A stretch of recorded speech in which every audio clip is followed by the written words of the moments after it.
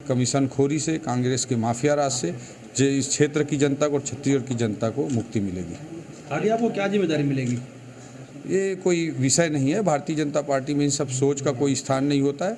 Bharatiya Janata party में संगठन तय करता है कि इसको क्या करना है। मैं तो अभी बहुत जूनियर कार्यकर्ता हूँ। ओपी जी, ये रिंग रोड की कल्पना आपने की है, जी होगा शहर? निश्चित रूप से हमने जितने भी वादे किए हैं बहुत ही महत्वाकांक्षी वादे हैं, जो 20-20 साल, 30-30 साल, 40-40 साल से शहर के मुद्दे हैं, उन सब को हमने पंजीबद्ध उसमें रिकॉर्ड में लिया है और उन सब के लिए हम लगातार संघर्ष करेंगे, लगातार प्रयास करेंगे और रायगढ़ को एक नई ऊंचाई पर ले जाने में कोई कोर कसर नहीं छोड़ेंगे। ये बताएंगे जबरदस्त ऐतिहासिक जीत दर्ज कर रहे हैं जी निश्चित रूप से छत्तीसगढ़ में 59,000 समथिंग वोटों का रिकॉर्ड था और रायगढ़ की जनता जनार्दन के आशीर्वाद से लगता है कि शायद वो रिकॉर्ड हम तोड़ पाएंगे। जनता जनार्दन का बहुत भरपूर आशीर्वाद मिला है और जो ऋण रायगढ़ की जनता ने आशीर्वाद देकर मेरे ऊपर रखा है, मैं अपना सब कुछ दे दूं तब भी उस ऋण से मैं वो ऋण नहीं हो सकता। पूरे प्रदेश में अपार सफलता मिली, आशातीत सफलता है, क्या कहेंगे? निश्चित रूप से भूपेश बघेल और कांग्रेस के माफिया राज को छत्तीसगढ़ की जनता जनार्दन ने पूरी तरह से नकार दिया है।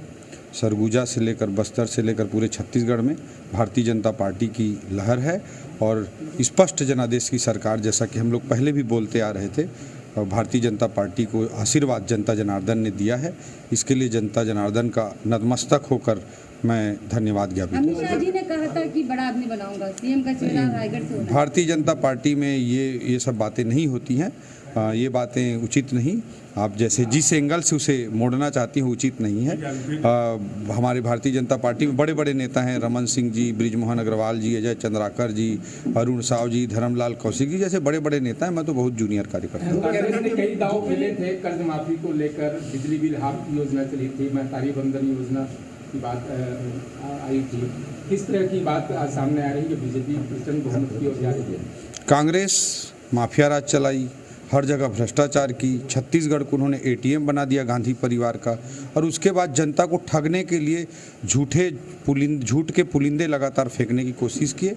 छत्तीसगढ़ की जनता जनार्दन उसे समझ गई और कांग्रेस को नकार दिया। कांग्रेस के जितने बड़े चेहरे थे, चाहे जितने मंत्रिमंडल की बात करें, सबकी हालत खराब है, क्या माना जाए?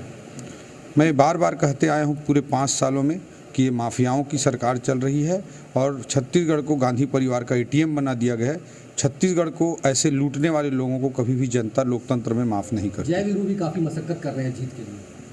भी जी निश्चित रूप से सरगना तो भूपेश बघेल ही जी थे इस पूरे माफिया राज के, इसलिए जनता जनार्दन ने उनको भी स्ट्रगल करना पड़ रहा है। क्या कहेंगे कि भूपेश बघेल के भरोसे जीत की बात करें थे, लेकिन उन्हीं का चेहरा क्या लगता है इसी की वजह से कांग्रेस को वापस आना लगा? पहले उन्होंने नारा दिया भूपेश है तो भरोसा है। कुछ ही महीनों बाद कांग्रेस के केंद्रीय नेतृत्व को समझ में आया कि भूपेश पर भरोसा करना ठीक नहीं। उन्होंने बीच में ही नारा बदल दिया कि भरोसे की सरकार, इस पर आ गए। तो जब कांग्रेस के ऊपर के नेताओं को ही भूपेश बघेल के माफिया राज का पता चल गया तो जनता को तो पता चलना ही था।